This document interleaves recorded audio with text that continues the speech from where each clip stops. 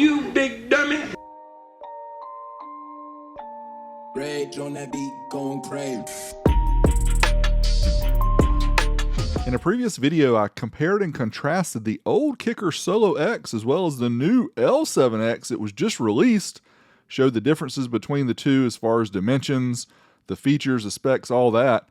But today we're going to switch back to the L7X, which is the newly released KICKER SoloX sub, the first one, the 12-inch model, currently $699.99, dealer exclusive at this time.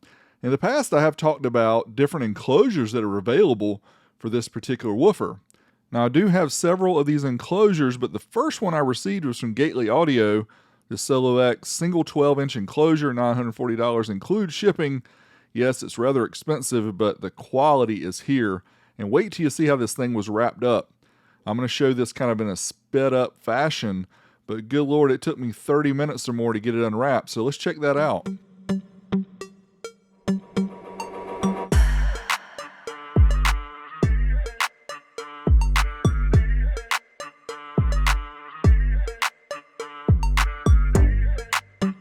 This thing was packed super nice, about 12 layers of this plastic wrap, as well as 3 different layers of these angle corner protectors.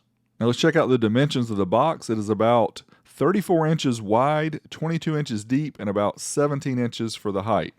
As we'd expect from a premium enclosure from Gately Audio, this one is amazing. 1-inch birch all the way through with double layer on the front.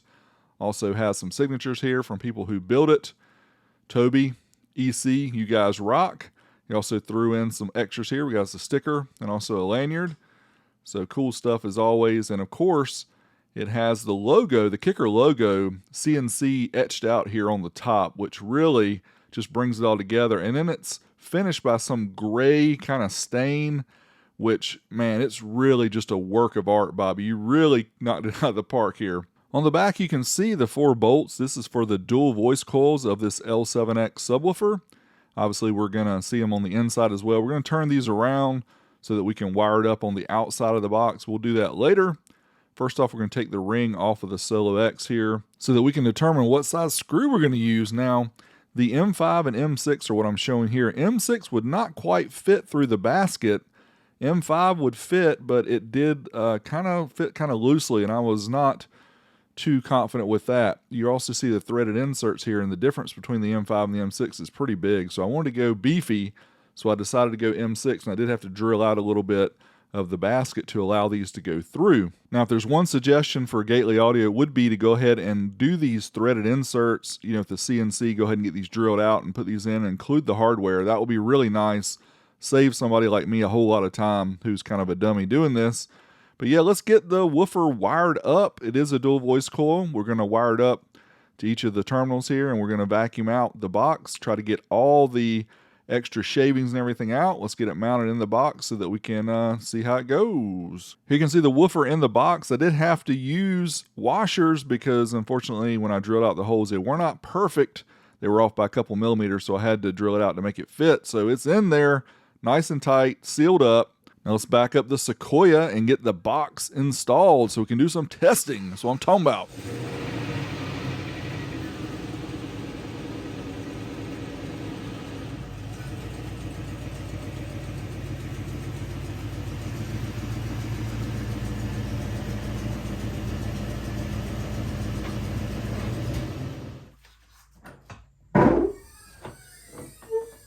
Some of you may notice the Sequoia is blue. It used to be gray. If you want to see more about it, just let me know and I'll do a video. But here, the Harbor Freight lift table, I picked one of these up, the 1,000-pound version. Super nice for doing this. They also make a 500-pound version, but it does not lift high enough to get into the back of the Sequoia, so I decided to go with the big dog. Now, for those of us who don't have room or the money for a forklift, then, you know, something like this is very helpful. It saves your back. I know it's expensive, $360, but hey, it saves your back. And yeah, this thing worked great getting into the truck. I really like it. Now, speak of getting into the truck, I just set it in the truck here, left it a few inches from the tailgate to do the test here. And yeah, this box just looks amazing. But I am going to go over some of the stuff about the SPL test I'm going to do, because there's going to be probably some people that are complaining about some of the stuff like they always do. But let's just talk about some of the notes You know, this is not a Burt box. This is not an SPL vehicle. I did not do any of the SPL tricks to get more SPL out of it. The vehicle was sealed. The meter is on the dash. And yes, I'm a big dummy. You'll see that here very soon. I did use the Down for Sound JP83, which is an over 10,000 watt amplifier. In retrospect, I probably should not have used an amplifier this big because, yeah, look how much it puts out at 1 ohm. It's over 10,000 watts. And this sub had to be wired at half an ohm because it's a dual 1. For measurements, we're using the SSA APM2. I'm going to talk about this here from a previous video. Those of you who see this on the phone, this is not just an app. It is a SPL meter that is Bluetoothed into the device here. So that's how we're getting these measurements. You can't just use an app on your phone and do this. So just so you know. All right, now we're going to run the Tone Gen app to find what the peak is. It's 20 hertz.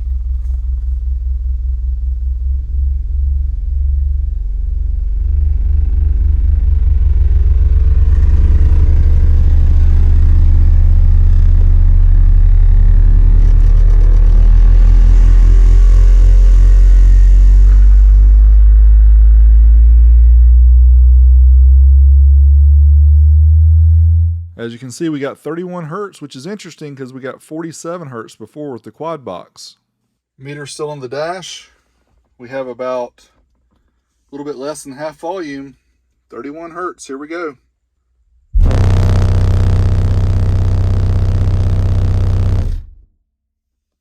$140.56. Let's go check, see how much power.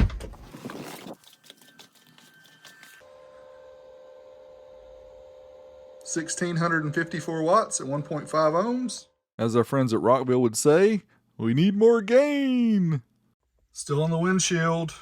Still 31 hertz. About half volume. Here we go.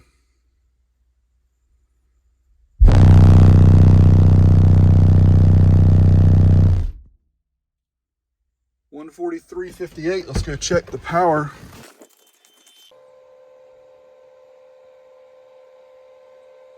Yo.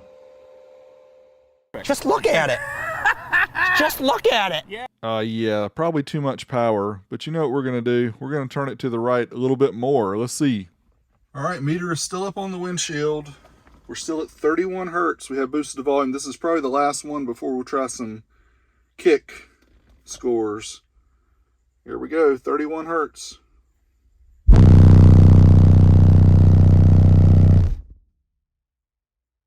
$143.77.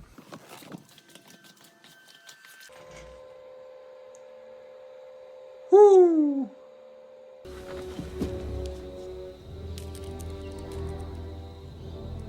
Yeah, I told you guys you're dealing with a big dummy here. 12,673 watts, and yes, we were starting to smell some coil.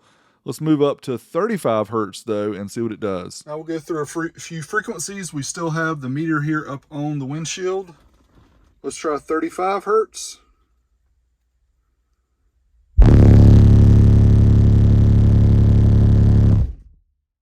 $145.62. Let's go check. Yo. Just when I think you couldn't possibly be any dumber, you go and do something like this. Yes, my friends, 11,270 watts. Well, let's try 40 hertz, see what we can get here SPL-wise. All right, we're still up on the windshield. Let's try 40 hertz.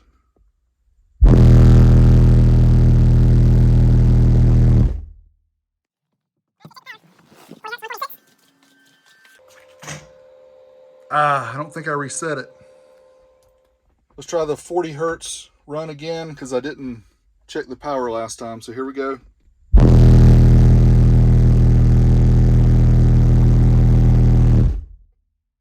$146.19. Let's check the power.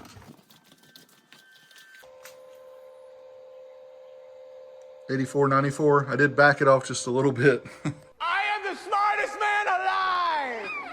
Okay, I don't know who considers 8,500 watts backing it down some. Still way too much power. Anyway, let's move on to 45 hertz, see what we get.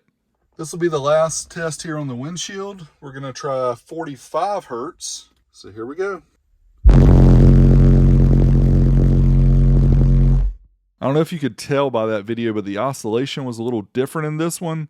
We did get over 11,000 watts once again, but a few moments later.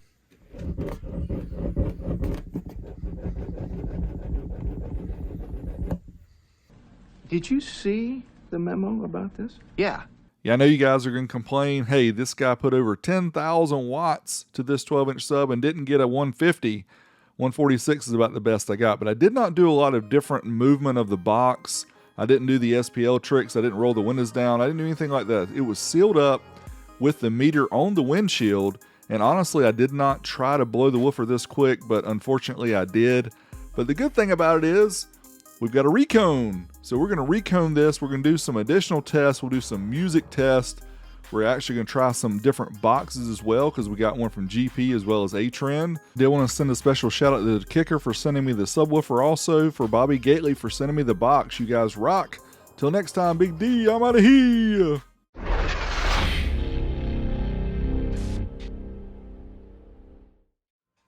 All right, so I think that I have blown the woofer. We do have a recone. And we didn't finish the test, didn't try the test in the kick panel, but we were sending it way too much power, as you can see. I'll see if I can get the FLIR so we can get it's definitely got some heat going on here. But yeah, it sounds like it's done. Too bad we didn't get to see that, but oh well. Now I gotta pull it out so that we can replace it.